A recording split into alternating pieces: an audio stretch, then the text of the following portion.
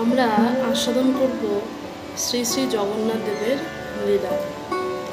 তো আজকে আমরা শ্রী শ্রী জগন্নাথ দেবের নবকলেবর সম্বন্ধে আলোচনা করব। অর্থাৎ শ্রী জগন্নাথ, বলরাম এবং সুভদ্রা মহারানীর যে 12 বছর পরপর তাদের নতুন বিগ্রহরূপে জগন্নাথ মন্দিরে স্থাপন করা হয়, অর্থাৎ পুরীতে, যাকে বলা হয় নবকলেবর। তো এই যে ভগবানের নবকলেবর তৈরি হয়, বললেন পুরাতন বিগ্রহকে সমাধিস্থ করা হয়। এর আগেও হয়েছিল নবকলেবর। যারা সৌভাগ্যবান সৌভাগ্যবতী তারা দর্শন করতে পেরেছেন। তো এই যে নবকলেবর হয় প্রভু জগন্নাথের, বললেন এটি সাধারণ কোনো কাঠ দিয়ে তৈরি নয়। বলছেন এটি কি? এটি হচ্ছে নিম বৃক্ষ দিয়ে তৈরি।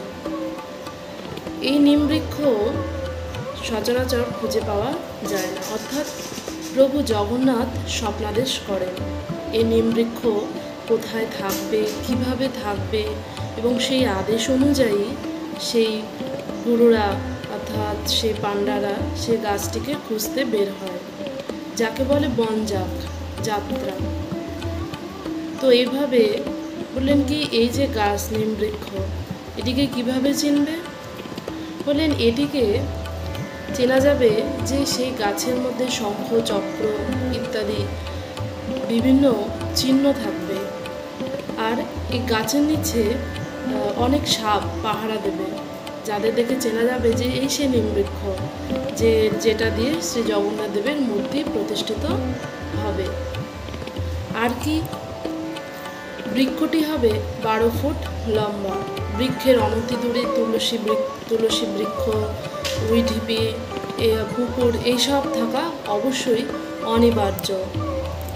বৃক্ষের কোনো অংশেই বজ্রপাতের কোনো চিহ্ন থাকবে না, কোনো খুঁত থাকবে না। প্রভু দেখুন এভাবেই স্বপ্নাদেশ দিয়ে পাণ্ডাদের বলে দেন। তো প্রভু জগন্নাথের কতটা কৃপা, প্রভু হচ্ছেন কতটা দয়াময়ী, তাই না? তো সেই নবকলেবর দর্শনের সৌভাগ্য আপনারাও, জগন্নাথের কৃপা থাকলে অবশ্যই আপনারাও দর্শন করতে পারবেন। তাহলে এই যে এভাবেই নবকলেবর তৈরি করা হয় ভগবানের। বললেন এছাড়াও বললেন বৃক্ষে কোনো পাখির বাসা থাকবে না, কোনো খুঁত থাকবে না, আর বৃক্ষের কোনো ডালও কাটা থাকবে না। এভাবেই সেই পাণ্ডারা সেই বৃক্ষটিকে চিহ্নিত করবে। জয় জগন্নাথ, জয় বলরাম, জয় সুভদ্রা।